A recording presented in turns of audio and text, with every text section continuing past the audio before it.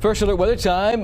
Nick and Brian both tracking some active weather out there, depending on where you live, but we got some thunderstorms popping, huh? Yeah, we've been following thunderstorm very closely near and around the Park Fire burn scar. There's been a flash flood warning there for a couple of hours now. Heavy rainfall over the burn scar, and that leads to a considerable risk for mudslides and debris flows. Now, yes, this is just outside of our viewing area, but it's something we all remember quite well with that fire that's been going up. You can see the flash flood warning.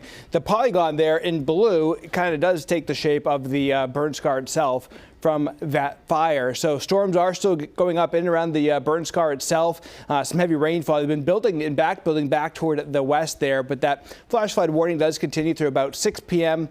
In and around the burn scar. Now down to the south, as you get toward the coastal mountains, out toward Lake County itself, in and around Clear Lake, there's been some thunderstorm activity going up here. Some of those will continue to advance down to the south, and some decaying showers and storms as they drift east. We're already seeing some of that there.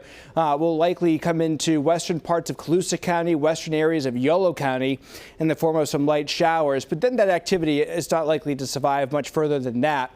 Also watching more storms going up along the spine of the Sierra, more so the eastern slopes where we are seeing most of that activity. That will all begin to wind down with the loss of the heating of the day. But notice the movement with these storms, all moving in a counterclockwise circulation. That's part of that area of low pressure, that storm system that's been really slow to move by. And for the most part, in our immediate area, we haven't seen much in the way of impactful weather in terms of widespread thunderstorm activity or showers, right? But what we've all been noticing is the clouds in place as a result of that. And most importantly, that's been impacting everybody, well, in some way, the cooler temperatures, which really has been a nice, pleasant change compared to the high heat we had a little bit more than a week ago from today. So here's that forecast hour by hour. Watch the storms kind of just melt away with the loss of the heating of the day. Tomorrow, I do expect to see more storms developing during the afternoon hours, again, over the higher terrain as we get toward about 4 or 5 o'clock, again, in the Sierra. So if you are heading up toward Tahoe tomorrow, something we'll be watching again with those thunderstorms developing. Temperatures upper 70s, close to 80 degrees at this hour.